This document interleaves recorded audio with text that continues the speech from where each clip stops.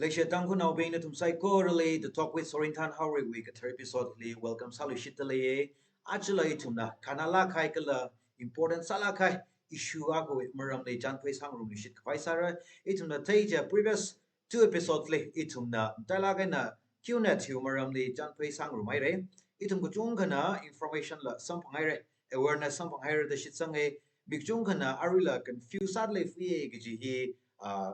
thấy sao đó lấy cái là remake cấp đó khi thà đó ya really clarify là sang ai đó lấy giờ cái thằng là cái vậy ít thôi Q net thì khi là đó mà thà cái là thấy bị bài cái vậy cái là hi thằng yêu phá cái mà phá đó lấy cái thằng đó mà thà sang bài mà phá lấy cái vậy cái thằng đó ít thằng tăng sắc sĩ cái gì objective ấy nè ya really awareness mình phải vang ít thằng episode thì rất là shock chính xác này first episode li QNet li zang dak leiping li la invite sa laga kala observer ping kala ichung lawyer zang da episode chi shok vai sa ne ka masa ka pai wangai na QNet li zang dak lek sang ka zang ra khai ping masa pai mara zang ro chui jenny to na version a ka jing na laga itum ji kup sang khai ne episode chi ka next li la version a khamang ma chi la itum version chung ka tong awe na two side sing na fai sa milo da ya ruina request ka sa we alugli aya chong thang jam la ishina qnet li zang hai bing ju we na version jing na bi shidai any hi wili tum na youtube comments kyang ji tran kala chan phai sa ji tran I zang da kala you show hi zang da hi shong sai chat le mai de atumi support sal le mai de or avama thai ching khui mai de gi la ku chung kala rat le ya ri de thung we thai khui share sa ji ning shie ka hi thai itum hi ya ri platform sau gi da hi li ka ji cha we thai khui take a quick share rak sajili ina yarwi representative sada on behalf sada ngahan kumine kala tun ngahan ka ji walum jile yaru na take a quick na viral no da sana ikipa kamning ina just sala da hingwi na mu ne da sak vai la malai mane chita ka mai na ajo episode la ke jang kata ajila qnet li zang la ga as ili scam sa miawe ke chiping room la ga kala arwe involve sada le active sala le da le ping room la ga sa sa da ajo episode la quick shop ne ka Aru involved sa da claiming matalai na previous episode li zang hai li invite ka sa che tran a che hi mara zang ram ra jaw we mara zang wi gi da decline sa we jan ya ru na firstly chi phapta mik fai remake up da hang de le ye a che la i thum na matha mai da a che ba matai la ga na qnet li zang la ga victim a ka sa da feel sa la ga as ina matha da mathai ka ba or ili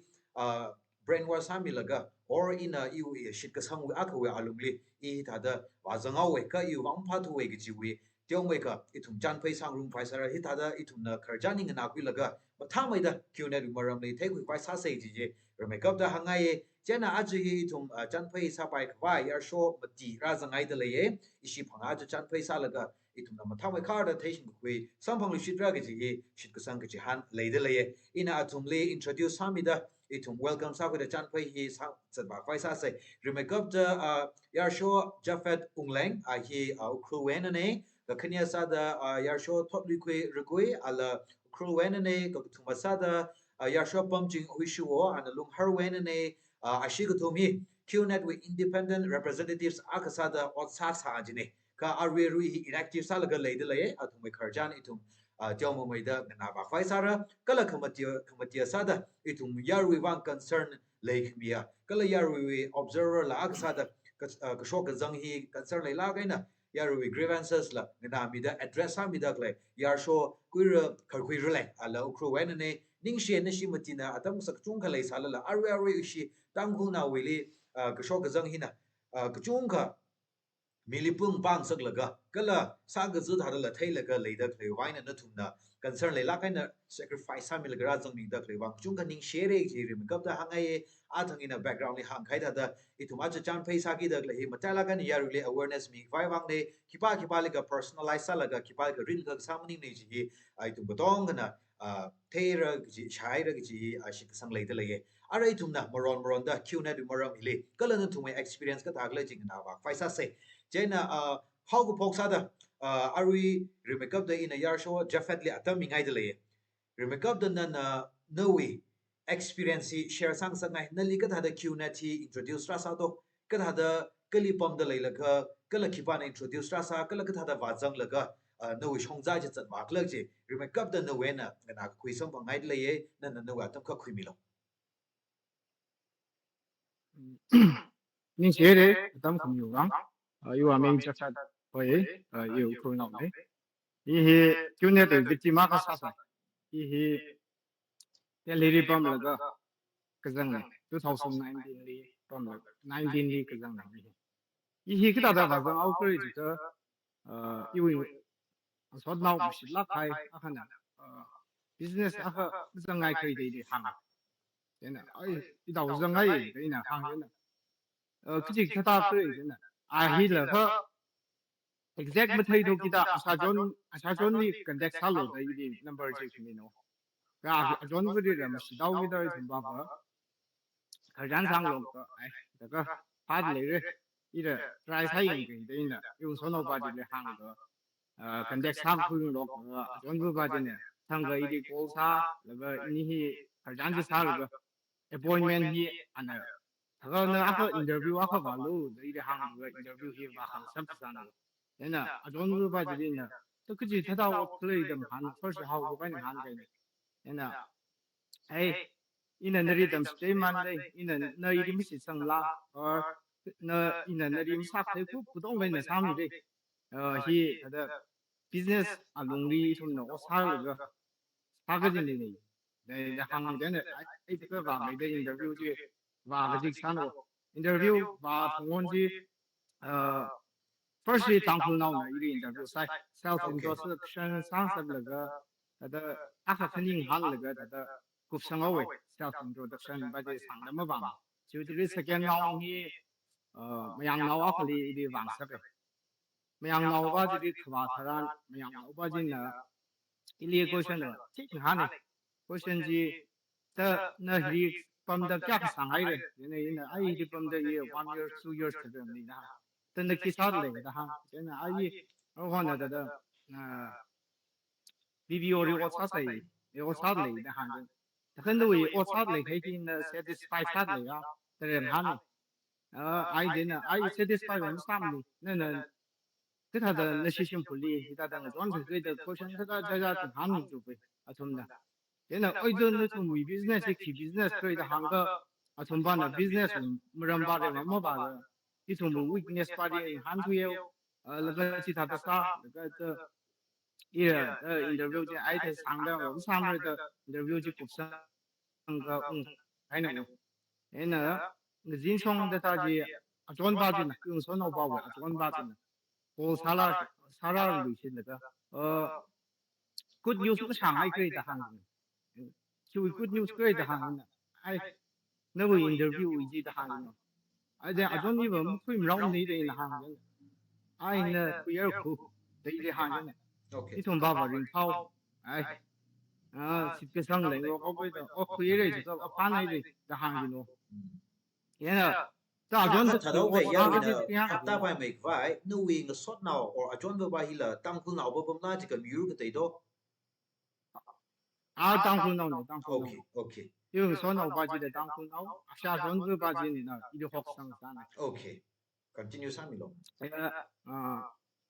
đi khuya đấy chứ nè tới nó ở chỉ ta được sao cái đến hàng chứ nè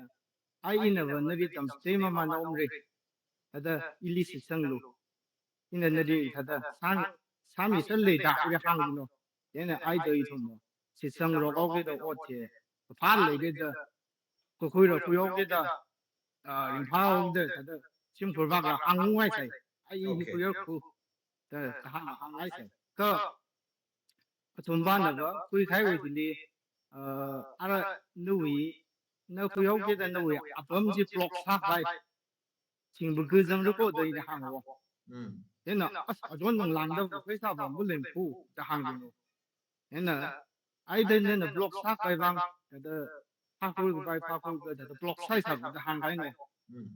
thế nào ai đây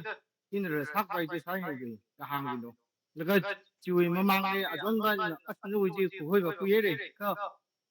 tu lẹt đang rơi là hàng cái này thế nào tu khi vào khi sao vậy mình cứ đi là hàng hi registration cái tao vang or legal format cái tao vang sarai đây là hàng gì thế nào tôi dùng mà phải sao mình tôi ăn ăn làm đâu mà sao rồi là hàng thế nào chúng ta gì 아이들 저도 그냥 란덤 사를 살래 20,000 지 이낭 란쿨 그 블록사 하이네 블록사가 그 아존바나 이리 advance 마이더 락니 정르고 저거 락니 집어 잉랑더 뭐 미가르고 저이나 한가이네 얘나 아존바지는 아이 타임 뻥바지 버는 좀 뭐에는 미가고 이거 다다 너정 바이리가 한가이네 얘나 이 심박 항우 그거 다당 란쿨 바이 수쿠이 바이 수쿠이 그거 반탐了 还有个非常经蓝灰黑喏，非 Okay. 常经蓝灰这个有也讲把这个新发黑那么生米黑喏，都来的啊，one like 80的还是one like 80的生米黑呢，有一 bank balance bank balance 那么，这个的 transfer 三米八就记得，因那个转把这里有么样的 transfer 三米的喏，哎那 Ali direct transfer pesa 的 jik sala 三米 company 还有 lim la. 的。啊，阿伟account 里 direct 俾使， Okay. account 是 full payment 差不多有自己唱个一啲Sunday 同我喏，meeting 啊話事的行，人家愛的話事 business 會呢，人家愛的話事的話，人家 business 裡 Sunday 同我 meeting 嘅話裡，話上個朋友一起當工喏，都正晒。 Okay. 人哋一同爸爸當工喏，中個上後記得人跑位，啊只睇個落睇個晒邊，讓手記得人跑得一個跑我唔嚟咧就唔。那个他的一通的上访工作，还有楼下会那个陈队的他的一通他的 discussion 上个那个不生活问题问题，假如个中个身份问题嘞，然后 next 个他里边一通么 new recruitment 的你身份服务，啊不嘛的莫拉的一通的你身份的呢，这里莫记得他的么查拉开莫呢，他的。地方操估计摸不谈，有的一种米个头儿兵的上碰见的米个头儿兵的，太空水不正常问，现在一种嘛，人胖了我给的，挨的小金头就穿的上了那个说个人的行了那个一种这个 business 把这几个人的把这个马上就给的一种人他的。还有 loading Arwin no we hang da le chira shon da qnet nei da ma hang shok lak chila kisagi nei si ma hang shok lak chilan tum le. 而且马上说那个， Okay. 这马上说那个，一种他的合大个这个牛肉骨那里面上碰的喏，那个他的一种的 upline 定呢，他的上碰是那个发展脑上是那个合大个这个他的其他的不生的。합다 कसने बा deliver इचुमली हिता द सारुको मी हिता the balance सारुको बुझिजे हांसि थैबो ओवै इचुमली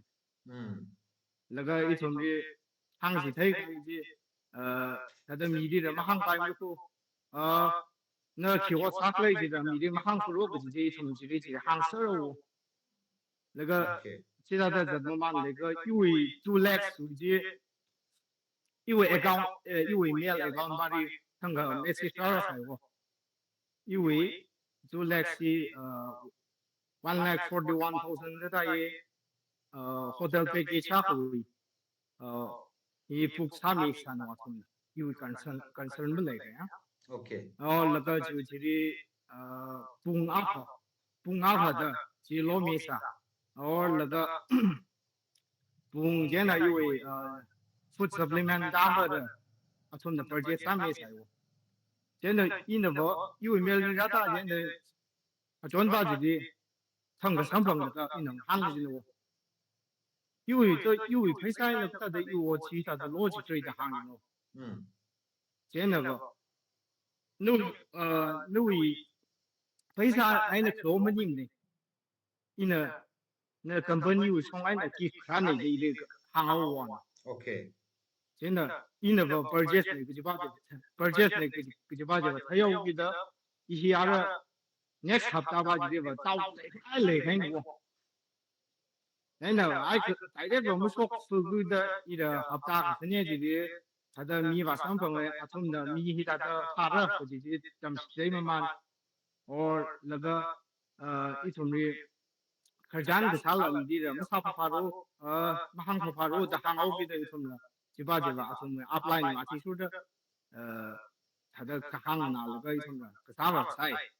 thằng cái ý thôi đi rồi chỉ ta đã sao mà lấy cái吧那从thằng cái photo session là vào lúc đó hàng gì nữa cái này keyword vàng cái gì này ai chỉ ba chỉ nó thôi profile他的 status nào他到底上开放的在从的hàng哦cái này ấy chứ nó从的vào bao giờ có vào cái đấy này hàng đấy从vào phải cái从bình hi five star hotel đi vào cái cái从mà khi cái vào sao làm nên five star hotel đi amul vào cái cuối là cái amul chỉ khinh chúng mình cái cuối sẽ cái là cái khi là làm đã upload được sao mới cô cái time to time upload sao là cái đó số nào cũng hay hello hắn sao rồi đấy chúng mình đó hàng哦真的从那一从里他的 brainwash 他那个人啥还呢 okay 一从里去 business 的就把这个嘛杭州记得一从爸爸个上海呢我操记得他的是成那个哎专把进的咱们谁嘛呢专把进的了杭州谁嘛呢几个人来要归的什么他的整个啥呢个 business idea ही谁嘛那个从那个开展个啥子的9年的ราชกุมาร开了 okay 现在印的吧9年的ราช现在因为没有到位而且他还是营养有些现在就是9年的这啥现在还对是9年是新的其他拉出来的呢 YouTube 出道的养活我现在 YouTube 一样现在我是 networking 一个好 business 啥他还能现在因为这个 business 也没啥太平了，因为没上我们这盈利没就错开了。现在因为没啥人了，现在的米个跑我们这个因为没啥太平了，也没啥人了的。专把进来了，开展啥进了？现在专把进来了，他的学生吧不学生开了。可以从为到那那种奥地的一从那个不说快了啥不不没。从为到那起码那我就给他。一从你们说快帮的，他来烧给的一从嘛，一个他人的健康的一个，他这我们xã會大不过一个，我们上海人的，米个跑我的一个，我们啥太平的，所以肯定不是个一个，这个有的分不是是个他的xã會可以的，汉说不能哦，真的，日本不是是，没啥白的可以的呢，他们啥白的，他汉人哦。可他的收入可以得呢，中间这个是分收入的哈，只把这个一个没啥太明，一点行路可以喏。okay 就嘛忙哩那里没啥太明 refundable 那个是去行业啥么来的，这个那个等ratei贵的。行业啥么一个就 business 呢，9年内的下标的YouTube 它的样子，这个 refund process 啥白了么？这里呢，这里开不开呢 okay 那位那你呢？专把进的 refundable sai只去嘛行业啥了那个的怕说亏脑子了。因为怕说亏脑子呢。现在一把一个没啥拉不给。一的配啥？一能transfer 上面给的吧？一把一个包啥呢？Yeah。现在吧，那个因为当年们那一个没啥太没的航海呢哦。现在他了，从那些还有个因为的没多海外没的，他从那个啥的嘛了，他从的身份那个海战的啥的，他的内算不会。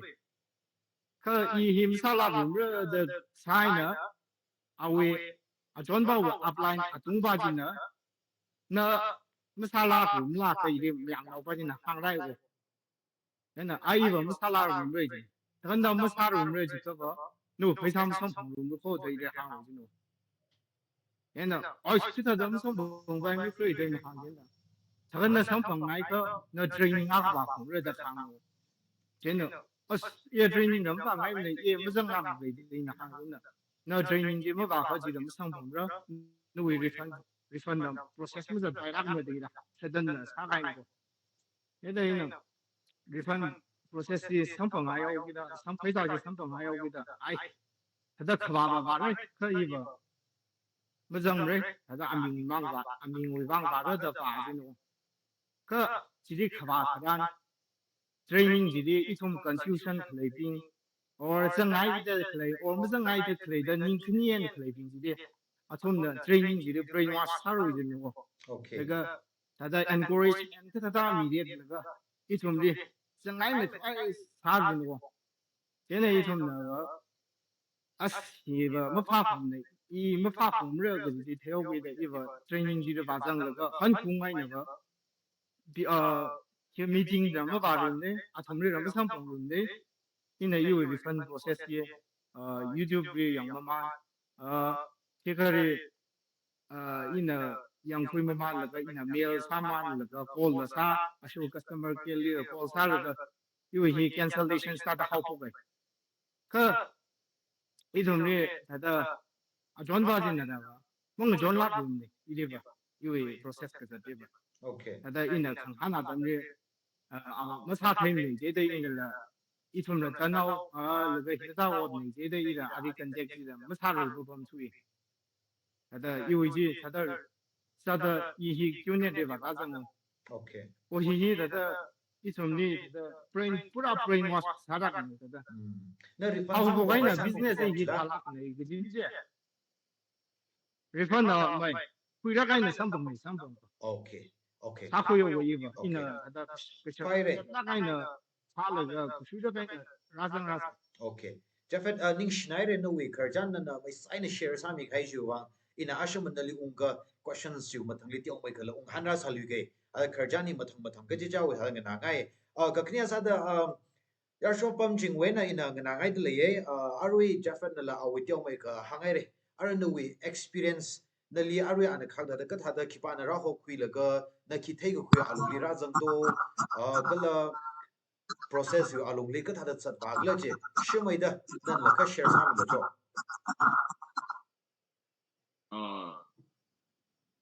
ye rem ka ye wa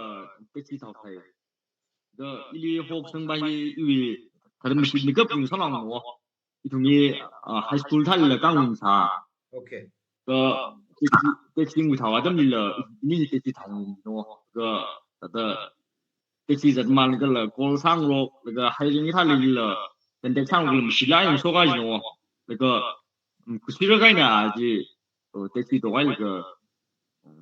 这里吧，口酒，真的，哎，真的不掏嘞，那这心头里边啦，真的，买也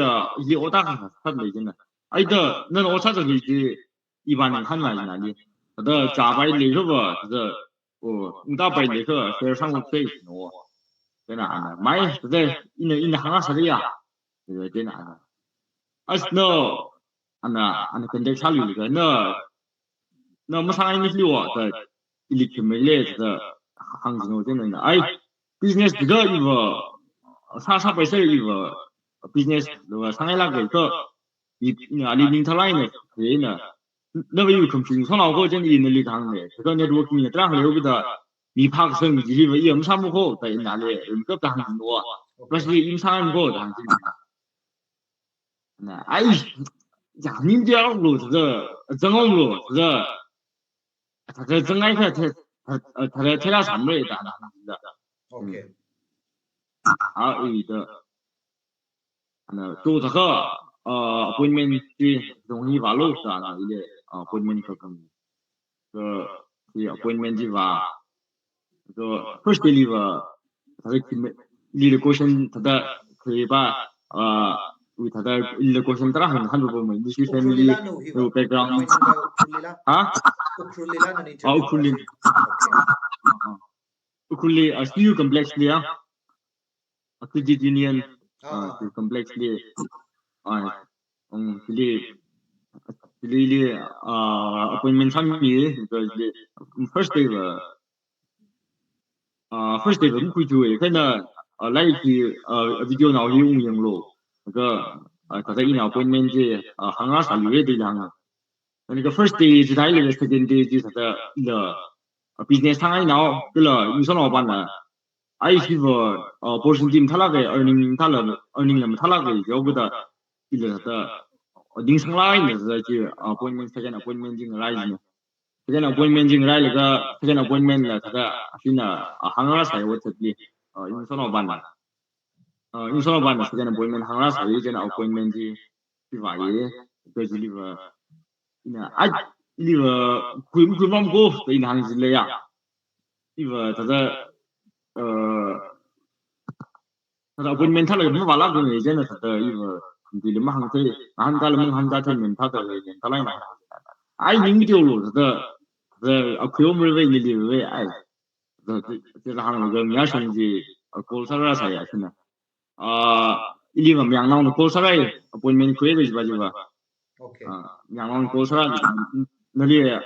congratulations na li appointment ji ko ye ili ko sa ra ga no we slot booking wang na ari 24 hours along li kin sai na puk thalo ning ka no we apom ji ni ku ro da re ili sa ko sa ra ni yung sono ba ji 이 금핑 선호반지 아니고 살로 있노 그래서 그 이안들이 비슷하이다 늘링 한유시 주고 내기 다들 잘라클라 다들 거의 이 박성재 이 음사세 무고 되는 이사의 임사게 이 confirmation 그 시리잖아 닝마 tiêu lạc lùa chính thật thầm thì cái tương man là thế cái tương man cái thế ra sao đấy đi làm cái thằng thế này ok đây nữa chính thật gì thân sam yêu ấy thì bên nào đi để chuyện là Timran the first interview attemptly I business tao cái investor salary tiêu cover license license cái li thật license India liver thằng Aman taxi gì thế thật ra actually liver 1.2 to 180 lakhs ki le no wi za ili za hang Okay. na 1.2 to 180 lakhs yo ko ding sono bal leng han na firstly 120 ye na sare da bong san ne da yu sono ban salo jo ko da ta le yu sono ban ai to to 130 sala ko no ka na da hang si de then in the cái thằng han yung mo man cái in la pesa jung me cái in ta pesa 120 na 180 de kile le din han ni na 120 sang cái or 180 sang cái 120 180 de ji no pesa akru ji 180 sang cái pesa akru ji jin jung me pesa jin jung me earn sa bai de li sa hang then ni la I pesa atrah mli samne ja tam ji the use September October li mai de the next month ha ji ru power de bong sana chen pesa mli la si abu pension book wi le ga ina sabli jan sal ga abu ji business ni ba ta ja mao de go chen na pa ya la sa de le sa bu long yu so ba la teo gu da yu so ba le sa bu long teo gu da ina isabel hangal sabu pension pukul ka ti di ni lo na ku le ga ta ti 1.8 ji za shanga ga ni ta Okay. Firstly, Akshma in the little unit ne denali mahangle tangi je kala ki otsar kala ji specific salai mahang gonali ji le mahang ne firstly ina ji sau sai ina 그 지금 다 오차기 이제 미파선 과시점 사진 보고는 그냥 항하야 되는 그다들 삼미기 이제 이제는 아이 다들 온라인 삼물을 다들 지방은 윤계라고 그 바에는 되는 그 바에는 되는 아이스도 지금 사실라 되는 하는 한지고 되는 서울가 안 하는 오파라는 사진을 어디다 어디와 너 왜, 너 오피스 다 소매를 하시는真的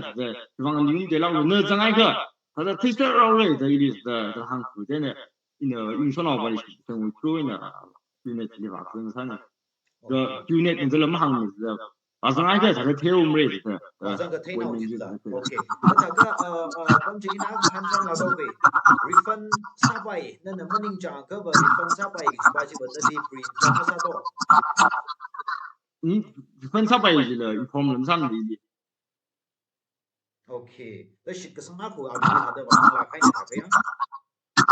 嘛，一个飞机台的用上了，我哩上来呢，这个啊，里了一呢，林特来呢，哎，你拍成这个，也不差点过的呢，林特来打哎的，啊那哎，他在晚上路军他那个呢，好像一的一啊，你成为对呢吧 OK，agak pamjigi nak mang han lago ke. Ara na training ba de zong na li ki sa lo ki mo mai sa ti chne da hang la hang lao do no phai sa mi sang kai ji a tan license ke ji ji wang shi la ka na li a tan ma li hang kai da o ka thai na mi ka phai sa ji ki sa vai ne da hang do na li ka la ki sa vai lak to. First 这个非常的license 地方你的行业，非常的no license 地方你的行业，这个 first 非常的密生人的 training 人规模的，非常密生开 after the payment training preparatory 的training first training 这里它的第二个呢2,400人，那第二个2,400人是这样，古马克里哦，讲阿克里哈达阿克里第二个2,400人是的。earning hier一种 ordinary 一种 taxi or the government job 它的呢 earn 啥个以及earn 啥是比以非常的他们 qualification 那种的，那个一了经常非常的方面讲什么这个20the first day training 这个你上那个那韩国这个 training 这里一哇他们一些因为upline 你那人也让人才，吧个也他的用上嘛是很好那个他的上海脑部的他这样，这个first day leave 他的叫做 second day leave second day leave 啊是呢没的过了会差了个啥没的军内啊是有的军内的军航手的。Unit the actually officially Malaysia 这个就是美丽的 actually 这里的的其他的其他行业的，我是这个一个名人个，哎，这个scam 了，明明为的一种他的民间确实是他的人呢，这个人那个training 的有我们个不那个 entrepreneurship class 的拉到位。entrepreneurship class 的，这里人们他的这个人这里他的爬升他的爬升为他的一开始他的那种多为 training 为 entrepreneurship 呢，其他为 business 没人这样，真的一呢哎一个他们这个 investment 呢拿的来是吧？这个一种的家长的那种他的那生路stress 呢，看他生路那个 prospecting 他往他那搞不他的 stress 他是他生路那是吧？他的没了行真的一个那因为说那阿班班了，这样子那个哎一个他们上来的他的。没来了，可能啥的他们上海也非常的可以没来的，这restaurant 这些他来了，他包括他的看的名的，这啥了这因为这些是整个做给他的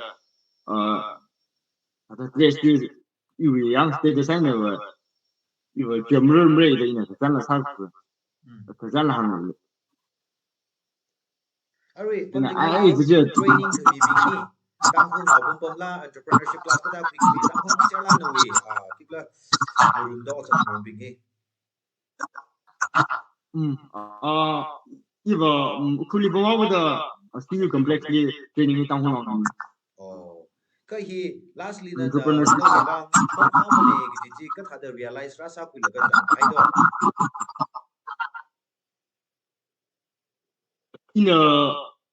他的他的爬升一个爬升，example 因为他的规律，business 为啥子？他的爬升如果在行他们一直当红老一个中家没啥爱你的，他的一种 friend circle 里了，爬升我就是他的一种让上海浪子那个一种的他的隔壁那个，而且他的和尚老的，因为用手老的他的锅炒嘛那个其他火，你能怕生没西的，因为说那个行地就有啊，我做老的一个。有我读领那地方，因啥很有我领那地方，的一啥的，因日本草类的一个因为些可老不也也日本草类的因基本上那个group 里 school 当啥里去都professional 噻，真的那里看的有个啥那个有个 business。إيش هجون كتوقع ويجي كورا كوي profile picture page में कुछ ले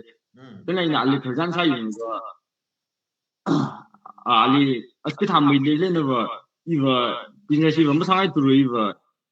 मिले सा तो पासन रो सालम सा तो इव तो इन इव जिले से सा तो prospecting था जिले इव सालम मसांग में मखले देना तो मैं ले ना हम को देना अतोन इस अतोन बाजना इधे 너我梦爱累的韩国真的，我是梦的就我累真的，就他管努力分手路的韩国，而且真的分手路的真的呢，一起同阿布兰的呢，一直分手了，所以你没累韩国会，真的肯定中成他个真的一的各位啥那个这三个菜呢，我才办的呀。我才办下来呢，以为日本差不多了一个，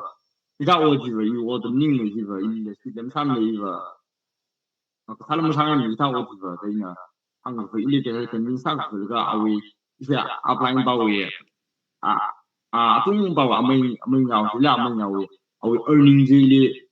听说他那个身上面一下和二菜过去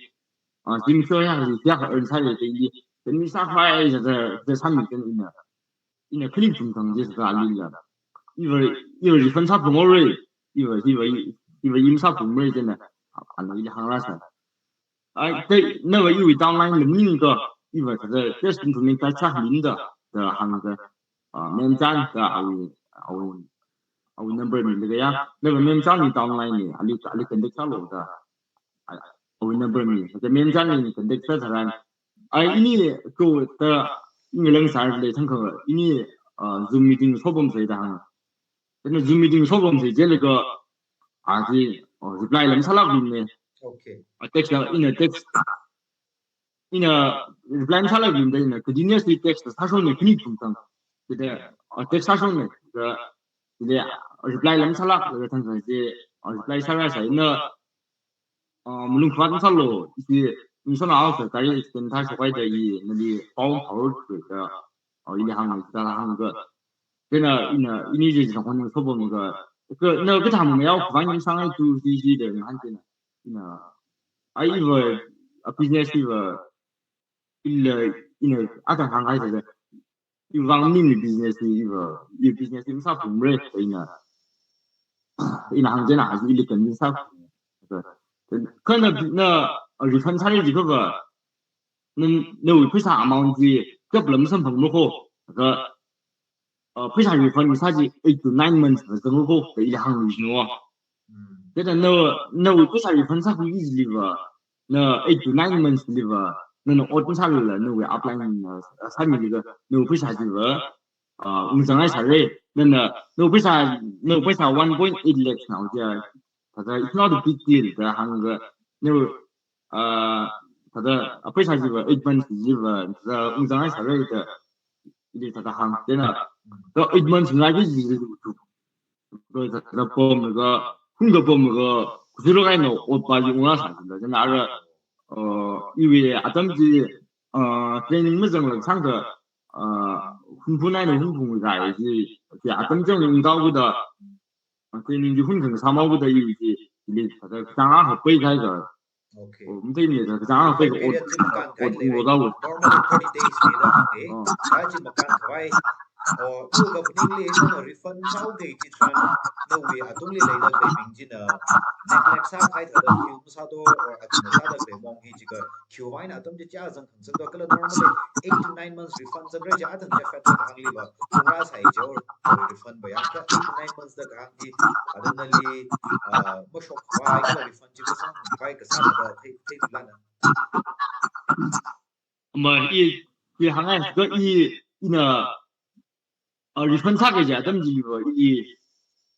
y à tụi mình important sa là hay thật đó đi tìm gì đó cái gì mà cái sản phẩm thật đó y này reply sa cái tụi mình làm đó tin sang rồi y cái sang rồi xong gì nè ya那个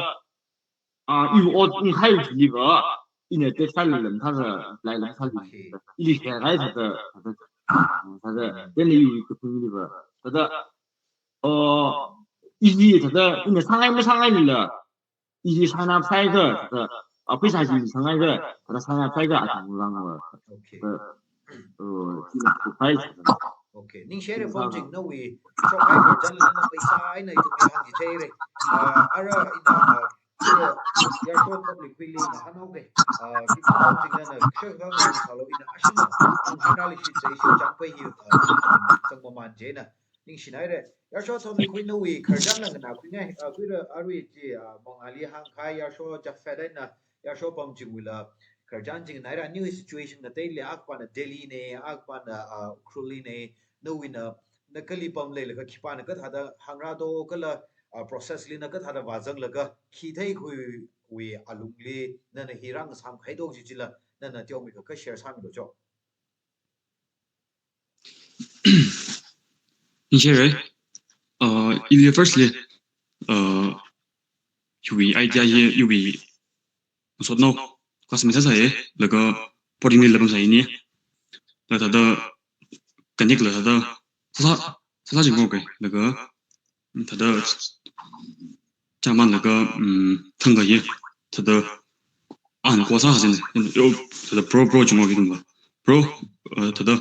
卡通里 firstly 他的辛苦中他的还那个他的爸梦打离开那个他的跟他们的离开的还那个他的龙上来呢pro 哎呀business 哎呀 idea 和给这个他是这in business 是有没有任何钱对呢哎给他是真的是什么样呢我啥个白皮个任何钱真的哎的我在干嘛那个不因为不就不可能那个就是那玩意儿真的他家的龙上跟他的按那个辛苦头个啥个白大姐他的我家的share 上个那个龙里他的有对农机他的坏段位 become business partners 的那对接龙样坏段位 become business partner 的行情等一个呀 of course 的在他行干的这 bro 这个国家的 next day 他的 after 他的1 2 days 提过了时间真 pick up 上那个真的个他的这个的行情真的他的一个他的个在我真的的抽水真的真的的一呢 key 真的bro business 呢真的都 business 的我这件事情可以 first level business 的他的 pure 套位感的你就才会 pure 他全新套位感的这个我同他的为 start 里实际上的全新套位马上发现的有个他的书套位感或 business 套位感的咱们发现的看的不 business 呢可不 e-commerce 呢 online mạng呢他的简单的可以我们查了300亿对这挺旺的才进行真的这个他的因为他们谁可不 business 套的 sales 的过去这个不 business 他的 selling of goods 这个是套的 sales 过去可不就是用的这套有这个 first level 没到了我们他的用的呢是他的有类都有呢真的可不 business 套的 sales 过去真的我就单主等主的这的国产嘛那个他跟的阿瑞他的啊400个阿吉，他的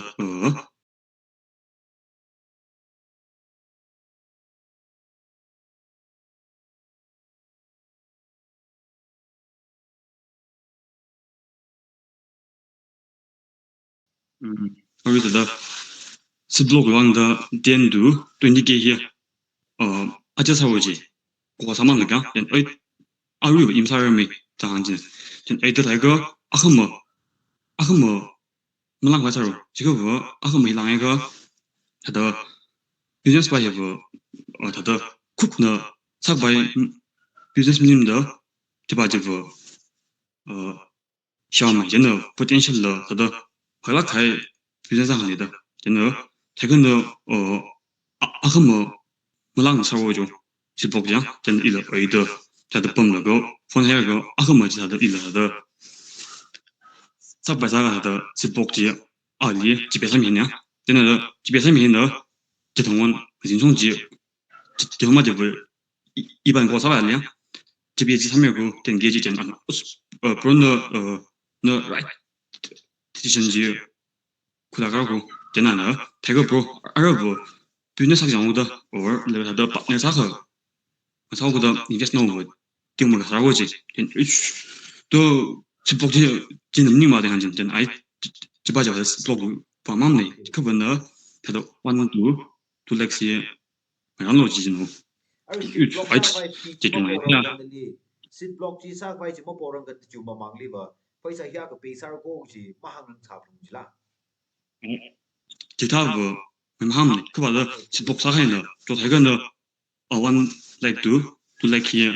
然后真的真哎这个哎也这个没人没去，可不这里头这个印的简单的，没人没看见的安的，哎真的留下真的真的，哎他个真的他的小产品这个电行情简单的，哎是不这个产品一直在呢，他说个他的浪漫能不能理解？真哎这他了。把那肯定解决啊，真的真，哎，他个我那阿特别不，我是打了，真的，真的，哎，也，当我想个真的，这个那行子，哎，那些是不的啥个呢？我上面个有别的 investment I have ever seen 但呢，因为现在这行情，我这个，没那么多，创业的，哎，这啥的，你就看了，哎，他个，一家个他的，他的。人家肯定啥呢？是啥些个？啥些个的？可一些阿爸领航就弄有，阿爸领航的，的准备的办一般他的，囤的他的个头模呢？这个他个一了，就个那个他的那 first day 同他的 potential 他的还要领他的那个 weekly 的200就那个 potential 的那个。啊，也不一通忙的，他今年的，他不一通partner 地忙的那个地面的了，我查个那我啥了地面推那个200就，哎，这个是咋的？真的了，哎，这个的，属在的注意个，这这个的，就个属个吧属不看，过来些的忙那个属个吧属不他的辛苦里的他的播，我说弄的播那个。这大概的换温度来些，就我们它的30、40、60的，它的就我们呢它的级别上面前，这个 first atom level 个 boy 那位I mean I mean 这个你忙 first level 这个财务，它过去它的阿汉那啥子，它的 firstly 是多还有 level，可不 after full payment level，它的 bad number 就的第点。他的这诸过来呢，这他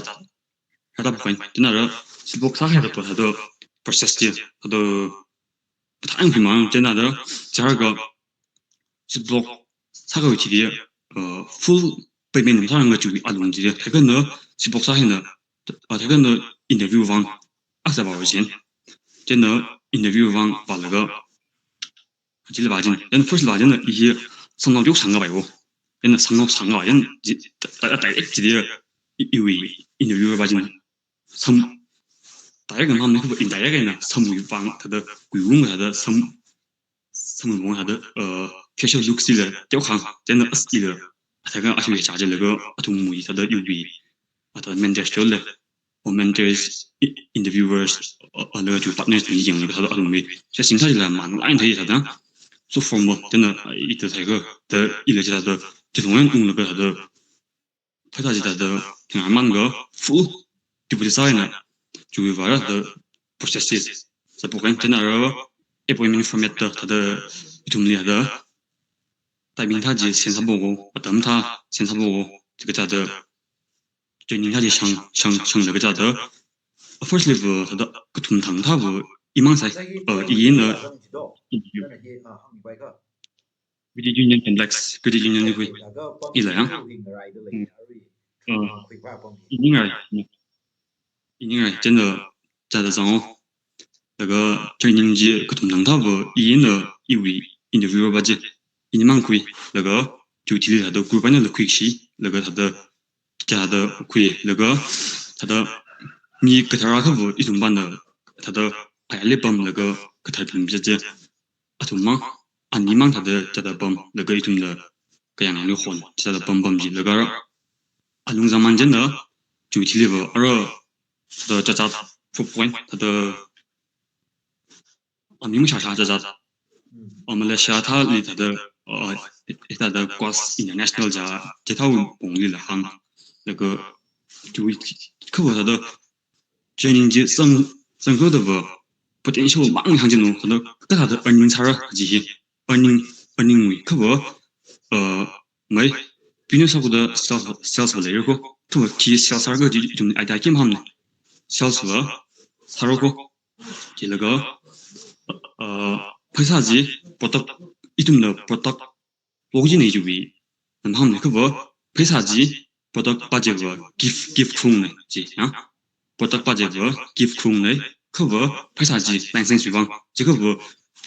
比如啥个。才有一个不，但信息是那个啥个年纪，真的拍摄把这个那些水王股，不到把这个，那里他的根本的他的give 风年纪，真的这当那个。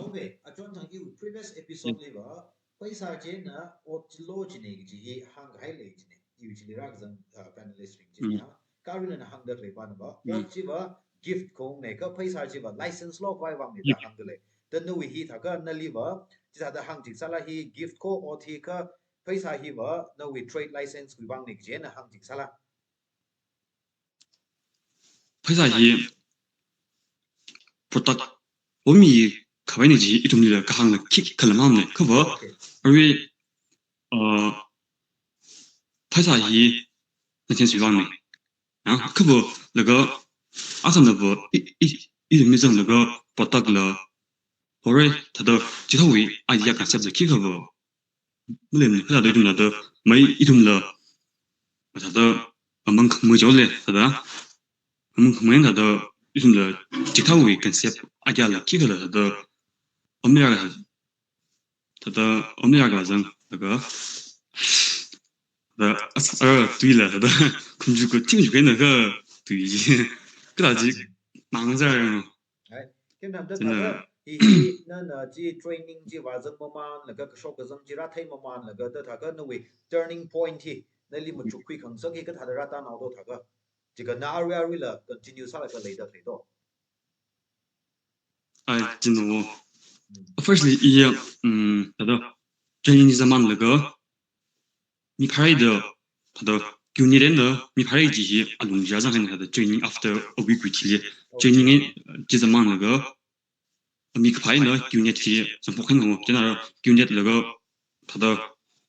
很久了旧年的下山了一部谷歌里的我 YouTube 的 kick 吧 search 什么上面可不啊同那个一位 interview 边的不在多边的阿位阿是位根本的评比一些过来不超过的，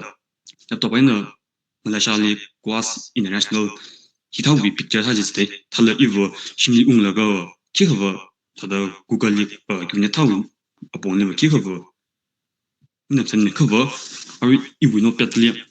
而你不但晓得 compounding to for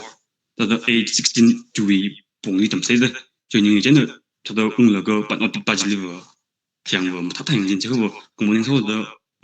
不定小就海头的也是其他个样，啊，腾起的供应，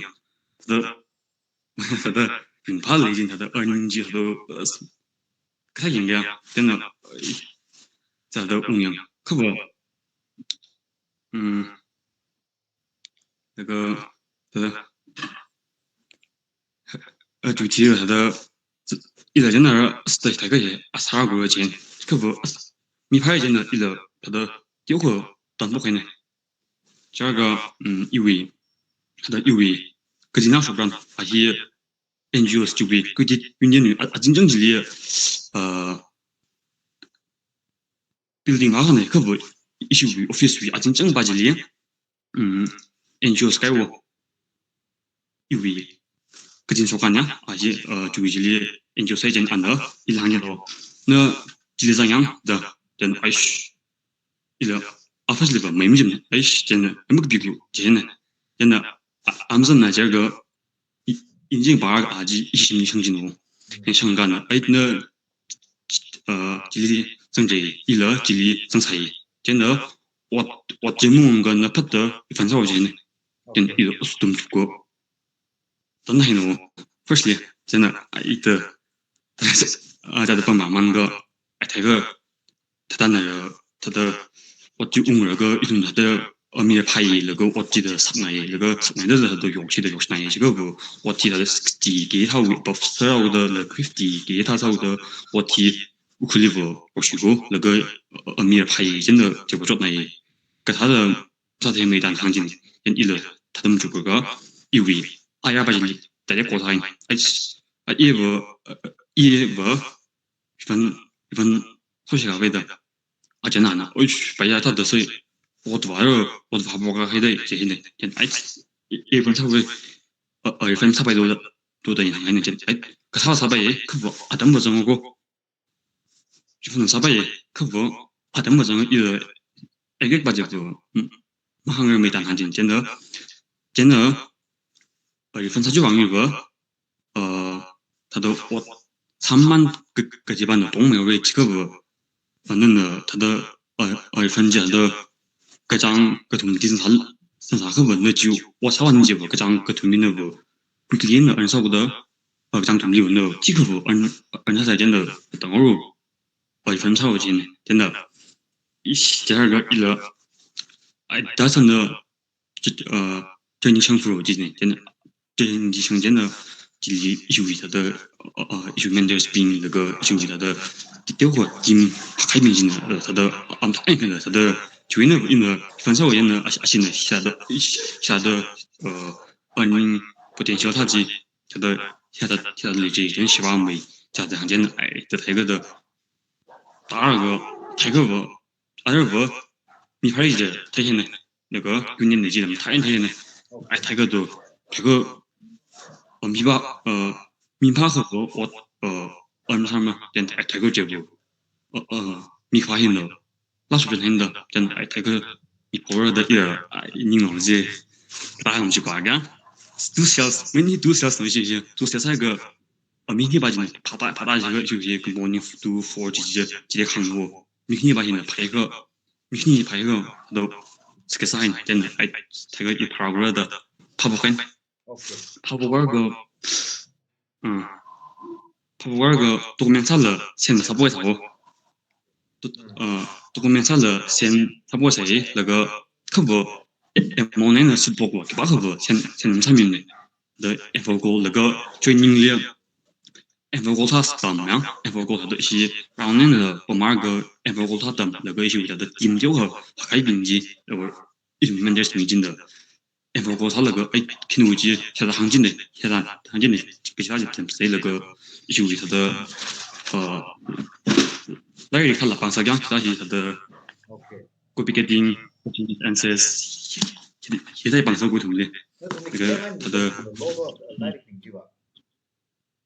而为这我是讲多，跟他个这个198就海进入198。official 係一個8萬900個2萬佢個100個，佢睇佢這個因為200個电力不蒙蒙，啊有比IR8可不那个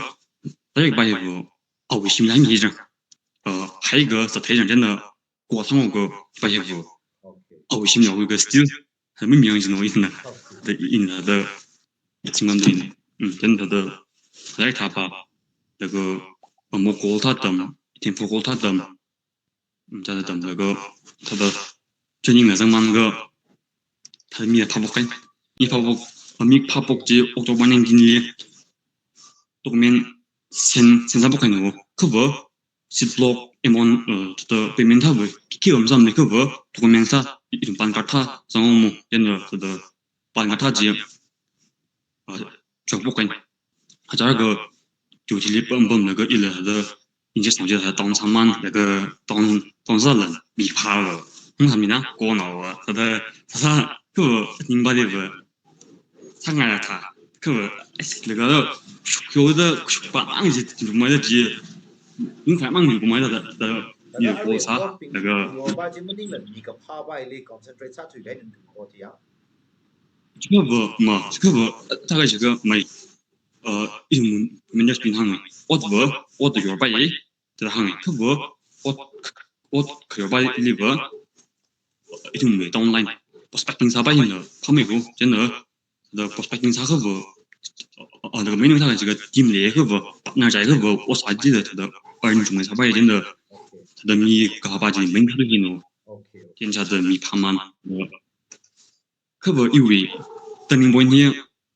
我常啊就按堂这么的按就 first episode 个手机里这个现在的这个 product product no product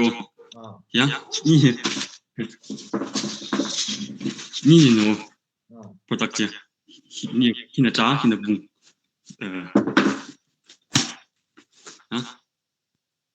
那个product 用进来因为等你半天个大概这个 product 用进来那个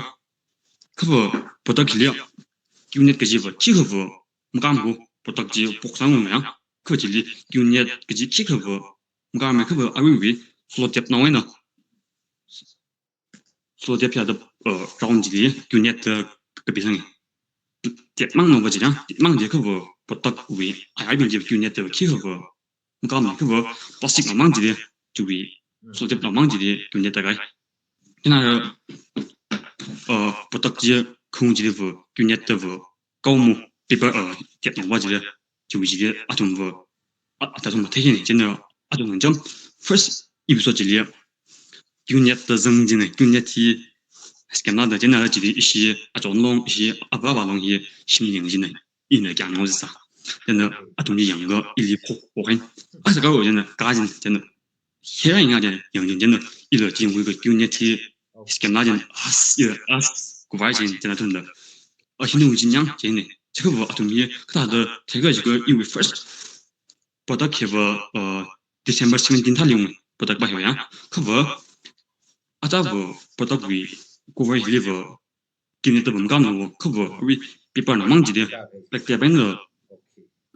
可能我就贴的真的贴现我这里都会弄现在现在我尽量点了没用现现了这里对吧那个衣服辛苦里不马上真的一开灯了他的个爸爸那个吃亏呢黄毛就理解吃亏那个啊当然上来那个真的吃亏那个这项目真的是那个叫啥子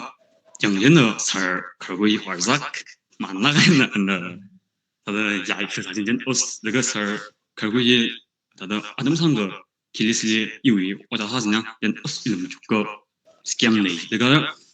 scan 那些发现那个啥不，他才能他的因为他的新规的量是啊把多东西不如弄的行，真的这个 scan 那些把会员也对事儿，开会的那个事儿，开会为人不那啥的，可不 HDL 股一些混跟着老long 股票啊，他们营收的。就你们就可以个策略大的，你呢配置决赛是啊是什么事？健身什么才是去往多钱电影 kinh nghiệm điểm nhân là sai ba hiện thực dụng mu direct anh có thay真的印尼啥的昂些 blog 个这个就他的啊了一起成本个他的这的这个都是股票上 last da arena na invest sa kai ji chui extra apart from that thum da ka te ka shop ka thala le ka tha da one time investment mang do 这个不 expenditure 个对他个啥吧 thala shop lan thu ji ka chi mang expenditure 就他的人这个不就比 office budget 不人年项目真的我们可以他的人 shop 的 la shop ji rent je 对 okay ning share ya sho to di koi na na we ka shop ka zang ma talai mai sai na how ko to ka tang talai hang me re ka la ya first episode ji yang ko kwe na na tum thei ko kwisam phang ji la shal ga ring phalai ji it me other purpose ji lak mane objective ji hi nei tum na sa da le ya really ti me ko wang la awareness mi pai ka da jen na mi chung na question sa da le ji la clear sa man da le da shit sang e alright ara ishi ko thung ji sha kwe re ara ta la ga nei na ishi kwi ra khar kwi we na tiong me ka na khwai sa se na concern person ak sa da concern youth ak sa da apong chung khali contribute la sa da le ring pai ning shin tum ta wakal sala ga na thei ba la ga na le da le ji itung ko tong go wang ba valuable salak da le and ari ishi ya sho tu man kharjan na la ga itung na question sa shon da le da business si kikla jon you panelist bing la previous episode le khang hi MLM ne ponzi scheme maning mane fraudening ne scam maning ne hi od your ga direct selling ne da hang da le kari kharjan hi ang mi ka pha ba le focus sa da le tha da thei le mi ka pha ba hi ba ponzi scheme ne hi which is illegal hi le da le and other kikla we qnet we business model hi itum mikuma sa da tangku na sa da varisha sa origin na ga ba closest pimang the target sa da thi da thei ho sang da le the morally ethically itum hi ada conscious itum we le matha da thei lak da le lak ji no we thei khui le ka thei ngai ka la itum we ka chung ja jang da le hi khni thop ping le target sa da le tha thei le ho sang da le hi ka tom no bai ka le da hang ari thot lu khu khar jan ji le yang ga ba ala lai tam ka sa ne the target sa da le hi ada innocent sala ga nam thalai tha da ka thang do atum we ning ka thar shit ka sang alu ya le da le li target sa da le tum we society ka le tum we youth bili impact lo chung ka le da le tha da thei tha no observation le hi ka tha da le do shi society tyong me ka share sam do ari qnet we impact hi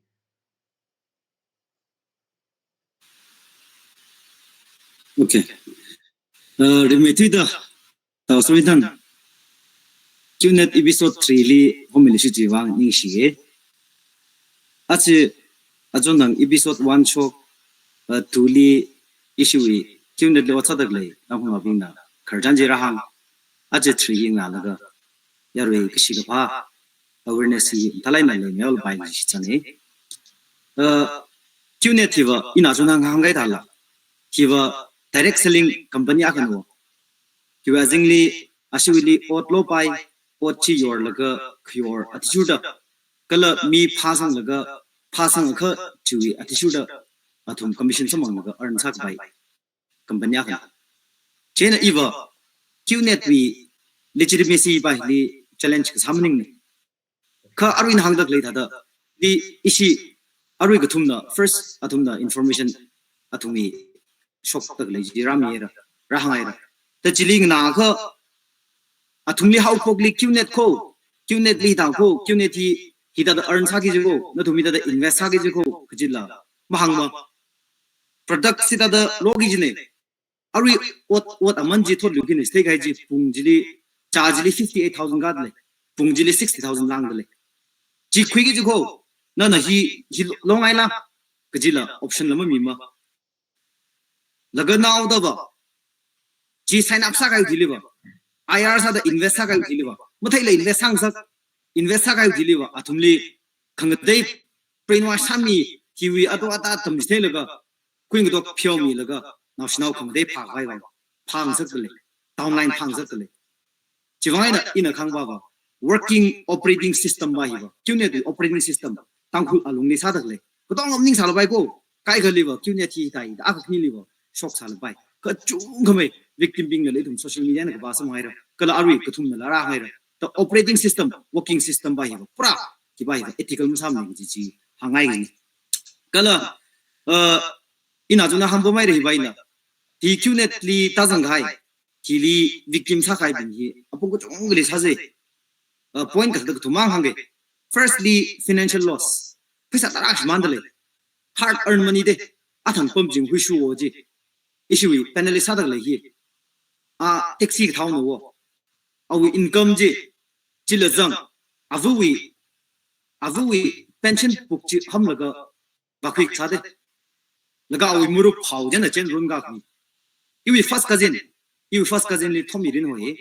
iwi isawi apa wi now avuli choi hong re na juna hai re 1,09,000 invest sa de laga hi credit unions li paisa avu pension book ba ham laga ba khik sa de 1,90,000 hi qnet li invest sa go ari thotli kui issue panelist pa hi ik dollar shoge yu tam naw la sa sa avoina avali ring phang sa ngaw da ali queen dog phyo jili kusui jili ta jang da ala thum sa da sang bai thum sa da in sang ra ge ji ho pai na avuli mahang an thum da shu zate ari atar run da tale ari la invest sa ga 1,20,000 ji murun no ta hi financial loss si hard earned money jila kala ithum pakien la khui la loan khui la kala chot ang sak le hi ka khne li career chung sa sang sak le national like chung tam mun le aj thot li khui li achi hi samai da jin da avami pha pha ko de thei la big la kala kuin dok phyo myau gi da mi pha pha ga de mi pha la ga tok me na na li mi sang ko ga de a ga tha ali cham me ali chot ko mi bing da pha sang gi de ta hi avalai tam hun aw like them la khai thot li khui track record like them la khai like ning sang la khai kam no de awi career hi kje bam rao hi wa jang la hi wa cha bai ga kadam ga shi career shi ma na de la ga bi shong za hi wa jang wi de ta hi national ma ni ne troba ku chung ga in national ga kham mi khai hi li investment sarang la ga kham mi khai la le ta hi li ta jang la ga tam hun khai higher secondary li tam la ga tam hun khai ayar so khai la le ko ta chi ga career sa zu mi sheshi kami gaji hila hakla kai impact afan ka thumali ashik dum hangai da mi khangde na swimming yo chitsam wake up jing so na chitsam wake up ji simku athum inadan khanghan dam thran chitsam wake up ji hot ungta bai wake up ji yang worm mungta bai na ko mungta bai gi ji tai da khai shok sak lo hot mi target sa de ungta bai wake up ji mi target sa de ko kala da ship san ye no sot ba ji yu ship san yu sim ku ba ji li ung sui no aje jiwang ta jang da ni no da hi li ta ga jang wangai na ara ina yu sot naw li ho gyo yu sot ba ji li scam tha mi ga dam thran yu sot naw ba ji li ka pik la ho ga dam thran na sot naw ka kai sim ku ka ek chung ga shok tale victim bing li kharjan sa lo atumi upline bing sot naw kai serau de da hi sim ku sot naw ko shok sa tale kala hi itumi lansin li economy as a whole itumi tang ku lansin li la apong chung li lemon jang la garun ga bom le da hi lansin li sa ja de le firstly itumli hi financial loss pesa shman sakale ka khni li career sa ga zu national wing wi khni thot wi career sa zu khni le de le ka thumli so naw simku kai ka no kala society wi economy sa zu sakale ji ka tum yangai thank you ning share kuira kui na thalaga na analyze samil ga assess samil ga share sa ga ji itum yaru chung ko wang kan khanang sa le arui ajon thang ishi first episode ka sa ji we na ada tiong mai da itum na social media li YouTube comment ni ro itum personally la jang da chung ga na hangra da le as ila jang sa da hi thau dei ji ko chung ga ja hi success story maning la chot chang ga highway leiman jang khui highway shman ga hu kharjan sa da le kala kareli wa itum cha kham thai ma sha sam ne kha ara itum social media li chung ga hang rok da da thai kala ka chang ga tha da kharjan ga sali la victim si chung hai le da thai da thai jena firstly wa hada hi mahang shok leng la pom da thai da thai no ka da athumli talai na train sa la ka brainwash sa mi la ka mahang ka for example athum thok li kwina ha je na chili zangai dei chili firstly mai da la ala confident lai mai da la mahang thai ka jan hang da le I'm zong nya is tha is there something wrong ada jang da le li ya en tha da itum wi li zang hai da le mi ping in a qy na hi mahang kleng ka thala le sa ka yang ga ji la thai ngai ka la atum hi ili scam sa mere I mutha dam thai la ba zangai ga UN khwi mere ji thai la ga la qy na police ka thali ro no ai thong atum hi tha da yo law we azingli action quick by we course la quick by le sala ajon thang first episode le issue advocate da kana hang here criminal kikla ne crime ne ba hi ba jen itum FR la losa ba la hang le da thaga itum we victim ne da hang da le bi Q1 hi tha we process la mas da le ji klayang jin we observation li tum tangko society are le da le ka tha thai kun do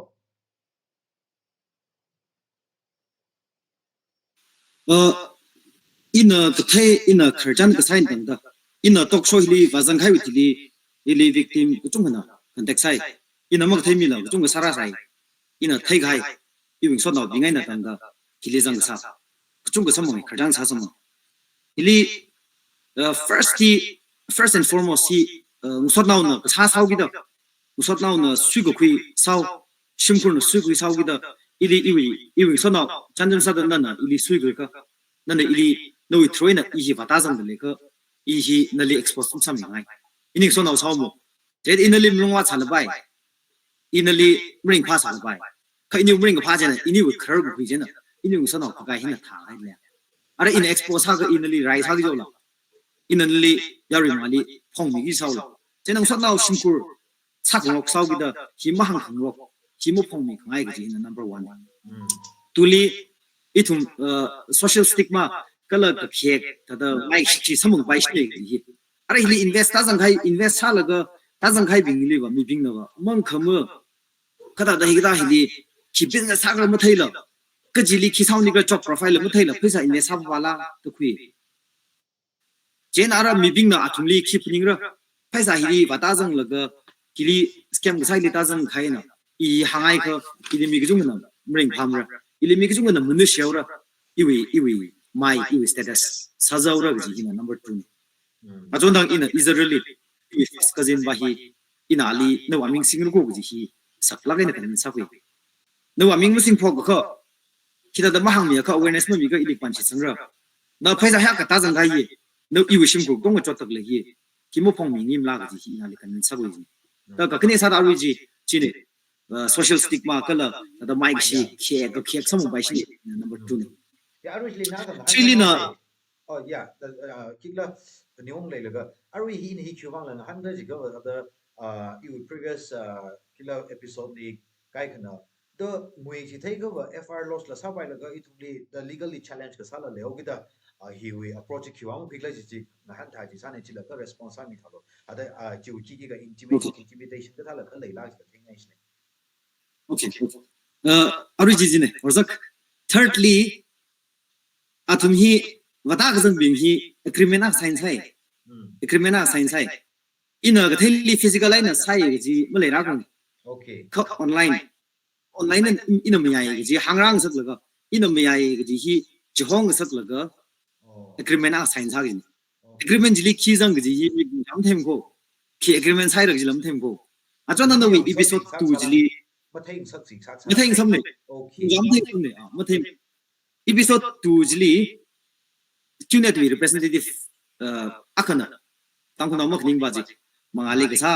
tunet akana ji thede itum agreement da sign sai da no screen ji the screen li ji the baji di bahine okay India non-judicial government of India government of National Capital Territory of Delhi Eastam di bahine ana state da ji ki ka dong ha pata ji the laga jiwitili khamya mi khai witili payment sang sa ke jinda ka hiwa idum we tangkul ari sa tak leiba hima bang ta ma pa tang sum no ke lam sem ni athumli thol li ling han lo traffic ling han lo pom jing ling han lo panelist thum ling han lo ki thai ka ma thai hi detail li ki ye ding jing han lo ma thai sam re ka khamya ma yai re sign a ka jora lo ma yai re ke email a jo som lo da sa da le ke ji khali be chi lam sa mi da ili Sangak lagi nyai lagi jadi emaili paila kan jong sakai ne, laga ara affidavit pahili ba first party hi for example thod lukini second party bahina ba awi sot paji ali ho pui paji tachi thai laga siwi pang shap je na hili ba first party bahina mayada paisa 1,50,000 per thod lukui case li ba 1,20,000 ni what lower them ya haine ji hi jang le wo kili chu se chi la si jing da le hi la product hi la mya da ka pang ko khine kala inamya da kapang pin exit paisa transfer ga sai la Ada ma gift ne da hangi jide ya. dang de kai hi ba agreement ba hi le ba tong jang da kle de paisa transfer ga sa ji la party one ba hi namya la ga second party pa le account le transfer ga sa le jang le third party claim sa ga sa hi la first party ba na claim sa pa ka mya la ga sau gi da trade mi la ga samning ne myang ok sa la ga mutually myang ok ga sau gi da second party ba hi legal action initiate sa ba da mo sho da ki ba le jang da kle de thot le khina phaisa ang sa na ba ji po ka thot le khi legal action sa ba da jang da kle de ta hi ba hi ji pang cha ki la ga hi ba hi pang cha ba ni ga da kle mo la ga wa ji na hi myang ok khai mi ma la ga hi ang sang fi ni jang da kle ba ba ili masamong bai thu da masamong pha thu da online na email na through mail na sa kai ni sam ga pang cha adam jili shoi sang rok na ura ji pang sha bai na ni da kle de Okay. chen ara thum agreement sai ga ga yi personal ma chai na tha ba maning la email la ga chong sa ga ina me re ja da mail la ga cholo ta sambat chong sa kai la Okay. ga ji chong sa kai la ga we ara hi we kam ya No, we na mainly here thaga intentionally scam ga sane da hang bai la. Take ara hi wa mai hi wa thi thi le ga san da hang re thi le ga ma sa ni ga ji wa khwang hi na na myal ga lo ga ji ko product hi me ko na hi chu sa lo na hi to lu khi case li wa pung a kha chen na cha kha da 1,30,000 only you first cousin the case li wa 1,90,000 hi kitchen set khni kong de mu thailam ne chen na hi scam sa ra da ma sa ni ga ji wa hi hang stacer la yang stacer ga na mya da lo ga ji ko no o chi hi ya ko mun ji hi ko na hi khingai la ji sa atung with outline bing jin la tang ko now bing jin la take la ga we downline bing list scam ga sane the hang bai la thaga. yes thi le ga sa ne yi we ina print sa la ga sin da le tang ko na we ko tang ko na ili victim a kana ko la ga victim ali ka hat pa hi la ali ho khui su khu pai lam so na pa hi la ala chi la ma hang ko chi dai ji la ma hang ne ani hi la ga ala now the ki ba hi theng au ji ko Okay. ta chi ne ji Okay. Yeah, ning share documents and pon the chitei da le hi itum butong ka wang wa eye opener a kan sa de le ada mi dong go experiencing a ding they share le ka alungli umrai da le hi wa khigla ji ga wa how go pokli information ni pai da ma hang da le mane kala alungli la atum na expect sak sai na te hang en le de le kala itum na ok nang la kha ka pa na isu tang ko ngai tang ko lau hi tha ko ji ji ko shwan ma hang ming rog la awi invest sa ga ji earn sa quick vai da the scam sa shan da le thei hui da le alright ara je na mi ku chung ga cha hi invest sa leo gi da mata ner vai gi ji winning chu gain la sa lo hon thei kala atung upline li le da le bing ji na athum li potential earnings da tu yar ji shi chin da ga ji thei ji mangai na athum li la motivate sa wi la ga athum la shak chang da o sa da ke la chang sa la vai je na a gui ra kar koi no wi thei ga khui le itum wi ari la tang ku athang atum group da hang le WhatsApp group le ji da tha ga WhatsApp groups ku chung kha le re in a pau shali kai ka hundreds of members la jang le meaning it will be crores of money invest sa kai ne hili arui we qnet hili chung ga aphang la le re chen arui hi na tu yar shi jin da le independent representatives da le da clipping hi tang kun au chung khal jang pom pom da le ne chen hi ka tha tang kun au bing hili arui le da clipping hili na ka ji ka tha chan pau ji phun ngai le ji hangai athum la da arui tu khan sa gai hi ka show ka jang athum la thei le re mi kumal ser da mature sa ser ga adults ser ne jang da clipping hi je na athum na ka tha da hi ka tha situation hi critically analyze sa la ga athum la as hi pa hi mo mu shu mai de ka ji thei gu pa apong le sar la athum na assess sa la ga yang ka la hi ba hi legal sai mu sam ne legitimate sa le mu sa le ne ji athum la da ka tha da thei gu pa ma rao no wi thei gu observation ai na ti ong ga hang la ga athum wi li la arui tum chan pai ka sa hiu manga hik thau tha da athum na la thei khui pai da o hi mom shu mai te gi ji thei khui pa apong le sar la hi mom shu ne ji ga na ka share sam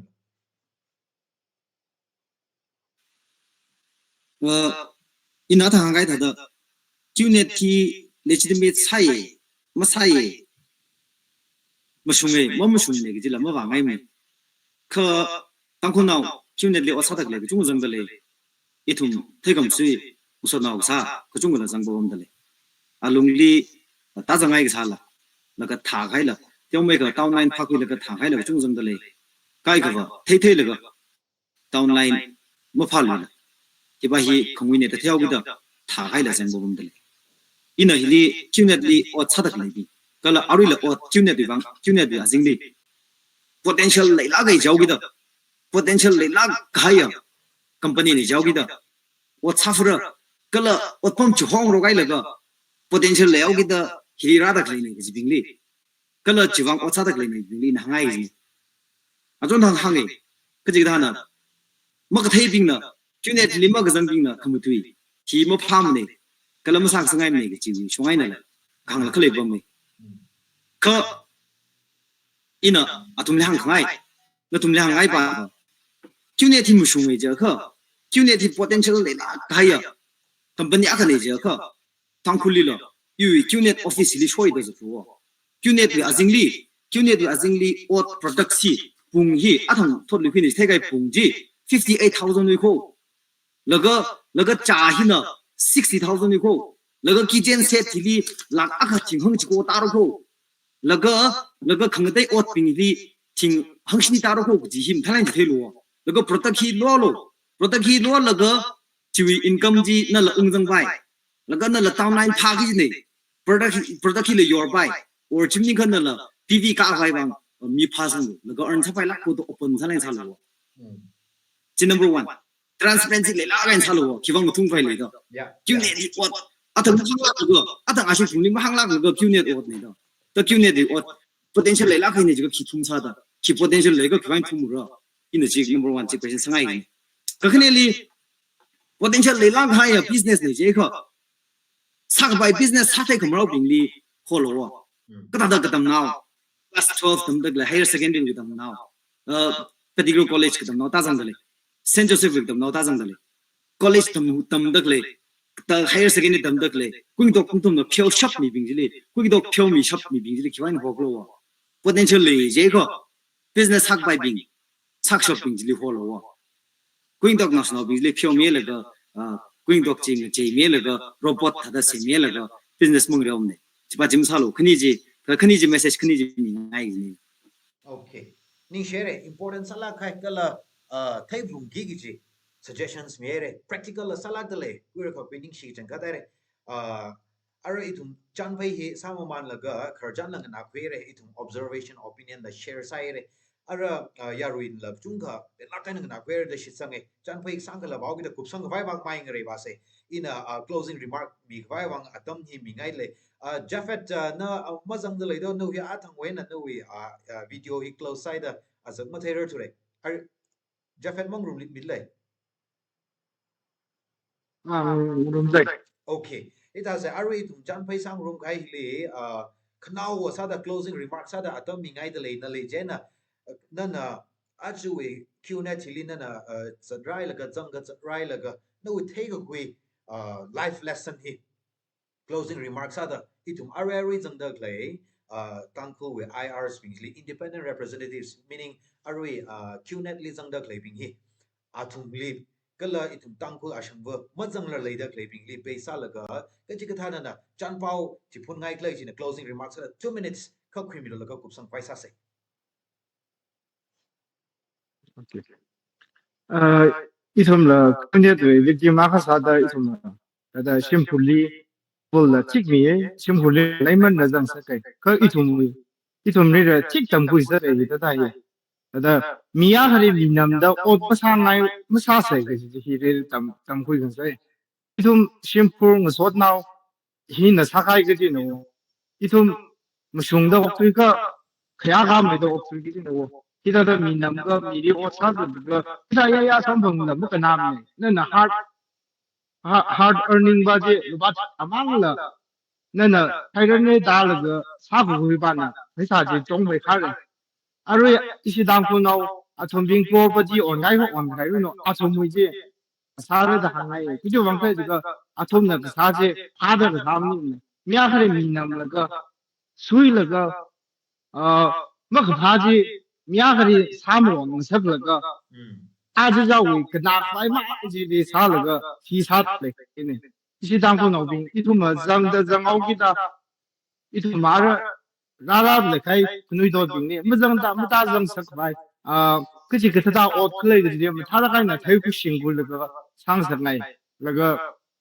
mất thấy lấy sao là khởi nào bình định sân là cái cái gì cái thao tác lấy gì first thấy quy là cái và dòng sat này chỉ cái sau mang ngay nè mà vài ấy sẽ ít phần bình đi hạt lấy cái bình một số nào simple ngân cấp cái gì bình là hạt lấy cái này cái đây thôi mà là đơn mi khởi đấy bình đi là mà ta rằng sắp phải vang hiểu là ít thôi mà aje interview hi ka sang sa nei yeah yeah sang ki de le khai ra athum de ra ta ta na thum ning mai da actually se ki ji hangai che ni she okay ning schneider jafet na nam thala ga na closing remark itum tong na tam shu quick pai li beisa ga hang mere ning schneider kinya sare na yar shop am jing na la no closing remark are jang da klei mi ping jili ka chik da chan pau mi ngai ka lei tum tang ko ashang go ping li na na hi thala jang ka theising ko wi hi tiao me ka share sa mi lo 2 minutes nan la ka khimi lo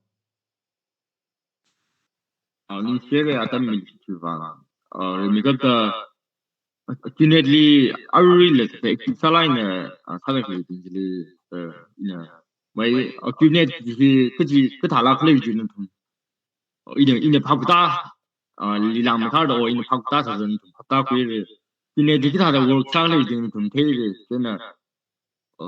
没我参考了些 scan 的了嘛，我们这个今年这个，他行了这今年这个。scan的 scan 3名呢，万一那个去年去查那个可不，可不真的啥说的行业这了去年没听没查了，可能不那个嘞，他们这里了，他们行业就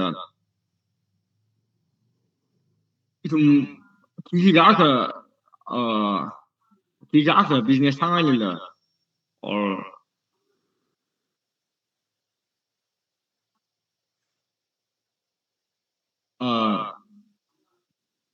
一种他的咱们去那个business 个他那个了，他呢 study 啥那个 business 的他的上升哎，一那人里咱们就得去一行路这个一那种玩呢，一然呢一为了肯定我们对他那个了，因为去年这里因为啥那个一他的与大那看一。你这他的家里行生意就外去那个有外去的，去那他那个你没听没啥了，不那是就是那就有一个咱们啥那个我们行玩一啥那些。okay ning share ya shop am jing na na ya ru wang concern lai la ga na mu chuk bi la ga no we bike shi lai sira la ga mu chak la ga nei ta da courage sa la ga na rang ning mi hi ina kham tai ne ning shi jang ka dai le share sa mi ka wang ya shop am bi kui na na la closing remark no we shong ai na tiao me ka share sa mi lo itum ari jang da klei bing or itum we ka thana bing li ro no itum we church society dan na ko tong ga le no we ar chira jang have experience in ili beisa la closing remark kamilo 你写的，的一种阿达木记得阿发瓦维或一种阿做哪么维跟先生那个我安尼个能 say 过里阿发瓦维阿做哪维他的跟先生那个他那谁他的阿做的一种里在没哈的挺美级行业，个了这么名的一种他的梦那还是样一种他的梦没有花费在谁个了。100 times 他的我安尼个能他的阿就嘛心灵啥的了我个啥才过里100 times 就个噻了的其他辛苦我说那我还那个这个上可是的辛苦我说那我他的这个上他的白那个的很上面的就啷个个了他的西其实那的一种我们他们的西很米多几很米多那个我们发对方那的个啥那个那个的怕后面蹦极他的我们就那个产业系行业，真的都，但目前都娃为他都先生那个同我是哪些个是哎，你说。ning share ya so to le kui rugui na na concern le la ga na kala nawa ka sa da ava bing we khar now bing we importance ti itum le remind sali shi chi wang chung ka ning shi khanaw sa da kui ra khar kui na na la closing remark hi matai la ga na hi ka tha fraudulent activities hi ka tha scam we odd hi it we apong we na ka tha da eradicate sa pairo do ka tha da shiman sak pairo do kala matala ga na itu ma pom di ba CSOs kala church hi leo gi da itu na kya shila ga na leida le institutions ping hina ka ji ka tha role ngriao laga hi ka tha hi sa shiman pairo do itu ma pom wen khu thui pairo do mra jang sak si do gi ji li peisa laga nan la no closing remark khami mi Okay. In athang hangai da victim ko chung khana khran sarai victim ko chung khana ukhnang la gai na ning kha je na mring ga pha je na sa khra la le iwi izar first cousin ta gazang aru hili panelist sa dagle thotlu gui igdok shop iwi tam no ta gazang thotlu gui hi ga hai na sign ma sa thu gi da FIR pan laga legal action initiate sabai sa laga awing sot pali action khirana police lika sabai kaina hange thotlu gui la hange no wi tanar khai ji ta jang khai ji samung lire dam khuilo kala chuwang ning ga khai nam samul ko kha na tha da chot khai na tha da khanang dak le na tha da sifu dak le shok pai arila na tha da chumai khar da jang bai chena ma ta jang dak le bing ma jang nang dak le bing tam bi fai bai na thalai na uti ru ko ji hi ina ni kan min sai da achi ki ga tha hi mu shong sak le se je ka awareness number 1 so in thanle la ni slag once again data platform jiga mi ka ya really community ka tha community operating system ni ka tha kala hi wi ka pha ka shi ka tha ji hi episode ka thum khujok ni ka ya really awareness things ka ji bang ni slag achi mathalai ni follow sa dak le yang dak le bing thera nai re se so sping shop dak le alungli sap tak le karan hi fil sara nai re achon hangai ni na fil sai re tangkol nagalong president angal sword shu vice president queer coalition tangkol myang lalong president in charge queer ring phabom kasar tangkol gadam naw soklong president ramechan kishi tangkol sin along president chon thing pi tala tangkol awng along president long naw na thum ko ong na thana bing kachibna alungli khi zatale khi shok tale ji hi thala gaina manang sangai kala ram kachibli awareness ni laga tiga da hi muta jang pa khwai na thu shongai na ini shi chaming sangai kala church tree thana bing pastors bing association thana bing na thum na la church lila tiga da hi awareness ni laga ka khanang charag da hi musamang khwai bang na thum na la awareness kamila glo victims later klebli na thum khek khwai malem le na thum nam tik shok chi wai na thada khangde ma chot khwai ma khanang na khwai ga ji hi haning ni la kam ti mi lo kala satra dak la tam miliba satwa gi dak la tam miliba higda fraudsters miliba legal action la initiate sa laga concerned authority bing la action khui ranjila khui mi lo ji hi khanau sada appeal sangai kala business limba jang dak le bin higda networking limba jang dak le bin ari show ni khamna samang da le ka thala gaina mujuk jak jak laga kala thek jak jak khai laga research sak jak jak khai laga invest sami lo chimnyang kha invest sa pa lo ji hi now sa da ngai iwi personal interest ni laga iwi tong khai ban kala unitly o sa da le ting ji yang shi da atung da earn sa da le ji yu shi da samning lak ni ka hi da awareness khmi he na hi da hi hang khmi he na la hi da hi sheng la gai na ji thek khmi he na la tangkul ashang vu ikum kmatha song bong ji le song za ji le satwa pai ni ka ji shi khasang jahan le da aji le talk show ni repeat sa da sam le ji ne so once again thank you okay ning shi share dalage na aji shi yar show kutum Mr. Jaffet, Mr. Pumching, Mr. Tomli Gui. Na tum na courageous salagay na tumwe life experience yarui concern le mida yarui burden ji phuming jonda I thada mo job li khwai da na tum na wai gi shi le salala her serai laga rang ning mi la na wi experience share sak mi wang chung ganing shi na tum mi thada khrawi mangai na mi chung khali safe sa kwira gi shit ka sang gi han ga chung khale na tum na himang ma jilla apong tay tay dali mi pi wi wang khama tha ga sali inspire sa jing lo gi ji khanau sa da hang laga ning share ji hang shi da le kala kwira khar khui concern ne la khai ya ko ka aksa da itum khni thod we aksa da national jung khawang role model aksa da thada sajing mi file request sangai lening shi ki jan ka de na na chung khai da observe samaman laga na na mi chung la kharjan sa laga arwi ina thai ku khili na na share sa da le hi no opinion mang maning la mi chung le kharjan sa ga hai ju mi concern ji khui pung laga grievances khui pung laga la share aksa ne ji shan khui ju wang chung ga ning shi na na hi wang da cái chọn cái trang atam chung ga khishok laga hi thada itum ya rui wang da enlighten sami khwai khwirak mi wang chung ga ning shiko atam jira itum ya rui wang hi thada ning ka ching se je hangai li shit la ye kala aja you esteemed viewers ping kya shi kang ya rui ping na thumli la ning shimi da la ye episode hi na thum yang li shit ka hai wang ari tum na chan pek sang ka chung ka sai re sang yi la gau gi da atam na jang ga sa khai ne na thum na yang mi khai chi wang ning shi e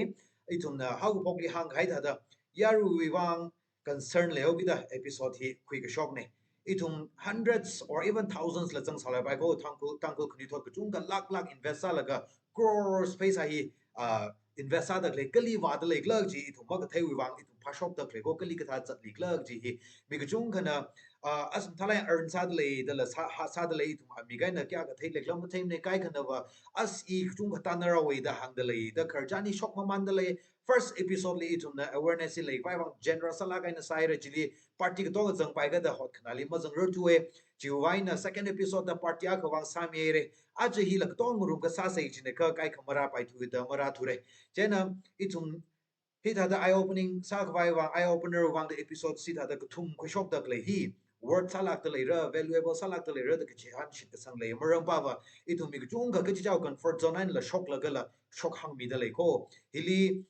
itum na question sa da le nga han da le hi atha hang kai da kipa ga rin la ga sak shi fak salam maning lak mane kai tum ya ri wang phak vai le sa ka the questions bi hilang han mi la ga ya ri bing wang da guest bing hina atum the kui share sa da le ne misunderstand ma sa mi alo kala hang kai da ara episode ko tum hi saw gi da na tum na la hi pai hi shie hi take where take we back take shabai da shit ka sang la le de le ye kala atang khapata ya kana ba qnati legitimate sala khai kala morally ethically khamushunga business ne jiga ba itum areri chang da claping chinala qnet ko chang sei itum o chang room sei ot lei tha da le ye or mi lei tha da pharo ko ji openly hang sei office la openly lei laga kala transaction da dai la fair sala ga na itum thalai sa si ji ba shit sang ji lei da o chang room pai da khui kala itum wa jang gi da lei da claping la athang tiom mai share sa ga tha da aru hon information and technological era adam hili wai tum internet sing da gle hi smartphone sing da gle hi information collect thala in sa vai se kernau le da gle bi thana le da gle bi le awa wa le da gle bi thala ng san se hi khilak dog ji because lak invest sa gi ji it's not a small amount itum ka tha society wang ba big te kai ka wang te no sala pai kai tum ka tha wang ba hard earn money ne tha chang vai da gle hi shiwam kho ji wai na muchuklui ji re itum hi itum tang ku nau ping quick money ngalang da paisa sang phang khangai ngalang da shang khangai overnightly shang khangai ji wi ning chuk ji la shiman paisa se itum hi hard work ma jang ga itum hot khnam jang ga paisa hi la pak sa da ngalang da maram ra se ji itum ji aning li sang ga paisa se shap tit la jang paisa se itum na ajo episode ko tum quick shock hi qy na kai ka qy hi interest le ga so in time personal interest le la da kai ka question sa sala pai ga company lak ko ata hang kai tha da mi sha ting ting ai na paisa sang da le crores da le ko tang ku paisa hi kali wa da le mi kai ka wa itum tang ku nak la da le sang phang da le ra commission ka chung ga wa ayang le le nan tang ku sping shock share go paisa hi crores hi mo shi wa am la itum da paisa hi chin vai se yo yang itum society we issue a khang saw bi da episode ku shock da le ni yes of course ila investing kharjan sak bai ji sala ga check sak bai sala ga sa da kline ka ina hili jasa ga mai hi scam ne hing we o na tung da jang hi da ina ji hang bai pang sham ma le ni ju ai na ya ru we mutun za ne question sa khami ne ngahan khami ne reconfirm sa khami ne ja tum ngahan ka khami ne ju at sure tum da tum yang da kle ne just ha mi wai lo ning shi share tum tong ga le hi episode ko tum lung sa la ga ni yang ram ye re hi ka tha fraudulent kala scam kiji hi itum apom ni mara shop liwa no itum tang kunai tang kuna matala ga na I hi wen earn sa kwit lek ji bing ji khama thal ai na earn sa kwit lak le la ga ji question sang sang ngai nu phai sai ga ji wen ra da le lo phai sai ga ji wen ra da le do ji question sang sang ngai nu nu sot nau ba ji chot da le na earn sa kwit le ga wa mong shung ji jai te ji question sang sang ngai la jang gi da le bing jin la ta la cái một chục liu cái chẳng say ha cái sao anh từng đó hi cái thà lang lang đó chẳng quy cái vai we apong này je cái vợ question salui chỉ là cái một chục liu chỉ là cái decision chỉ quy say cái cái nào sao đó hàng ngày này tụm sai cô rồi linh share nó tụm we feedbacks nó tụm we support tụm chỉ là welcome sai support mình chính lo cái là ya rồi bằng phác vai cái gì còn là chính cái gì cái nào sao đó hàng ngày này tụm sai cô rồi linh share bằng phác mình share